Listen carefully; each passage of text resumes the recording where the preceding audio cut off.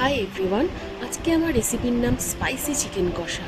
এটা দেখতে যেমন সুন্দর, খেতে তেমনি সুস্বাদু, বানাতেও অতি সহজ। অতি কম উপকরণ দিয়ে আজ আমি এটাকে বানিয়ে ফেলবো। এতে আমার উপকরণ লাগছে চিকেন, পেঁয়াজ, আদা, রসুন, কাঁচা লঙ্কা, শুকনো লঙ্কা এবং টমেটো, এবং আলু তো চিকেনে মাস্ট। দেখুন, চিকেনটা ভালো করে ধুয়ে আমরা এবার এটাকে ম্যারিনেট করে নেব। হাফ চামচ নুন, হাফ চামচ হলুদ গুঁড়ো, 1 চামচ লঙ্কার গুঁড়ো, 1 চামচ জিরের গুঁড়ো এবং 1.5 চামচ ধনের গুঁড়ো। আর লাগবে পরিমাণ মতো সর্ষের তেল, ওই 1 চামচ মতো নিতে হবে। তারপরে আমরা চিকেনটাকে দেখুন ভালো করে ম্যারিনেট করে নেব।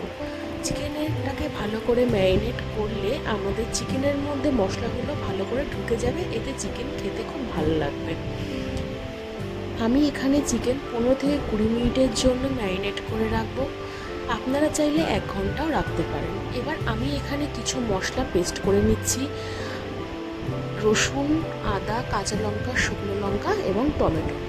দেখুন, আমি আলুগুলো এখানে ডুমো ডুমো করে বড় বড় করে এবার কেটে নিচ্ছি। আলু বড় বড় করে কাটলে মাংসে খেতে খুব ভালো লাগে। এবারে আমি দেখুন 800 গ্রাম মাংসের জন্য এখানে আমি 4টে পেঁয়াজ নিয়ে নিয়েছি বড় সাইজের। এবার আমি কুচি কুচি করে পেঁয়াজগুলোকে দেখুন কেটে নিচ্ছি।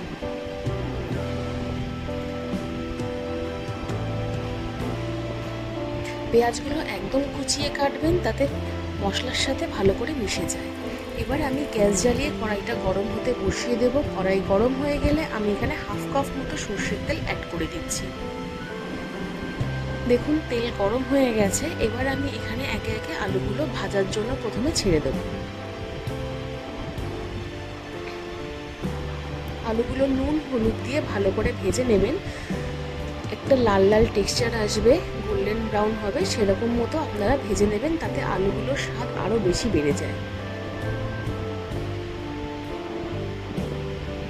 এবারে ওই গরম তেলেই আমি কুচিয়ে রাখা পেঁয়াজগুলো অ্যাড করে দেব। দেখুন, গোল্ডেন ব্রাউন করে ভালো করে ভাজা হয়ে গেছে। এবার আমি মশলার পেস্টটা এখানে আমি অ্যাড করে দেব। মশলাটা ততক্ষণ কষাতে হবে যতক্ষণ না মশলার কাঁচা গন্ধ চলে যাচ্ছে। এক্ষেত্রে গ্যাসটা হাই ফ্লেমে রেখেই আপনারা মশলাটা কষাবেন।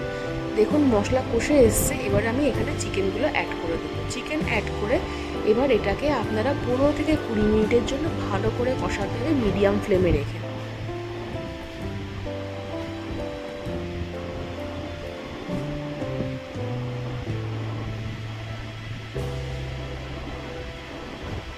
এবারে আমি কিছুক্ষণ মতো ঢাকনা দিয়ে রেখে দেবো 10 মিনিটের জন্য।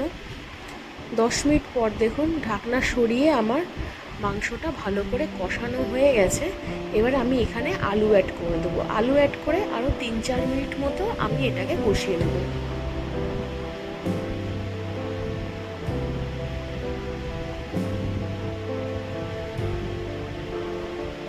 দেখুন, আমার তেল ছেড়ে এসছে এখান থেকে। এবার আমি এখানে একটু গরম জল অ্যাড করে দেবো। আপনারা যে যেরকম ঝোল খান সেই পরিমাণ মতো আপনারা এখানে মাংসের জল অ্যাড করবেন।